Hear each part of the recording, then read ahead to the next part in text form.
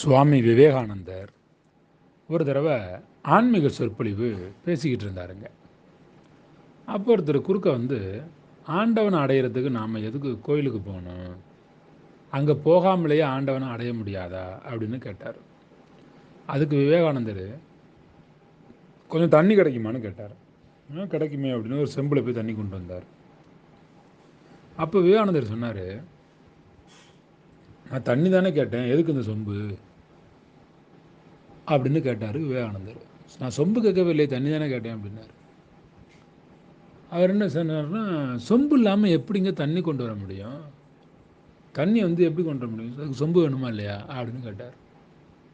அப்போ சுவாமி விவேகானந்தர் சொன்னார், ஆமாப்பா, தண்ணி கொண்டு வர சொன்னால் சொம்பு தேவைப்படுது.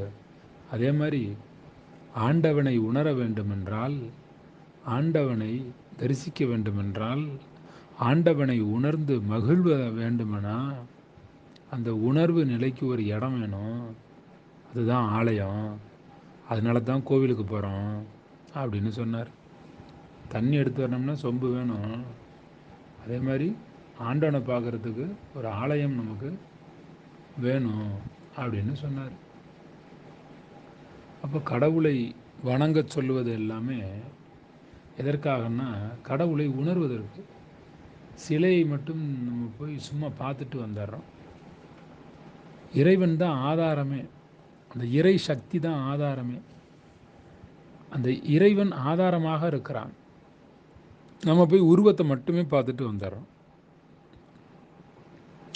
நாமே இறை சக்தியை உணர்வதற்கான பயிற்சியை துவக்காமல் கண்ணால் ஒரு உருவமாக சிவனை போய் பார்க்குறோம். அல்லாஹ் போய் ஏதாவது ஒரு வடிவம் கிடைக்காதா, அல்லது ஒரு பிறை வடிவத்திலேயோ மெக்கா மதினா வடிவத்திலேயோ பார்த்துட முடியாதா, இப்படி நம்ம என்ன பண்ணுறோம், ஒரு வடிவங்களுக்குள்ளேயே மாட்டிக்கிறோம்.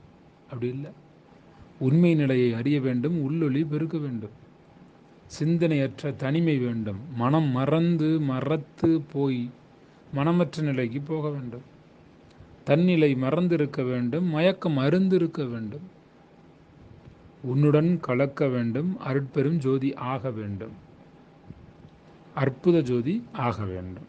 இறைநிலை அதை உணரணும். அதுக்கு முதல்ல சாப்பிட்றத விட்டால் தானே. நம்ம தான் எந்த நேரமும் முட்டை பிரியாணியோ சவுச்சவு கூட்டம், எப்போ பார்த்தாலும் சைவம் அசைவம்னு சாப்பிட்டுட்டே இருக்கிறோம்ல, அந்த உணவு நிலையிலேருந்து கொஞ்சம் விலகணும்.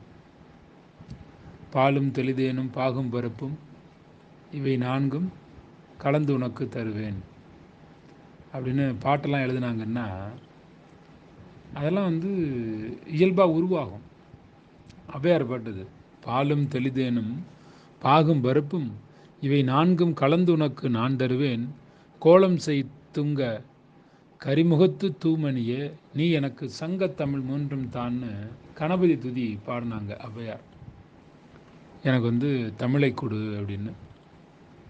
இந்த பாடெல்லாம் பாடினாங்கன்னா இயல்பான அவங்களோட அறிவு நிலையா அப்படின்னா, சில தியாகங்களுக்கு மத்தியில் கிடைத்த அறிவு நிலை. இது எல்லாமே தியாகங்களை செஞ்சால் தான் அறிவு பல மடங்கு பெருகும்.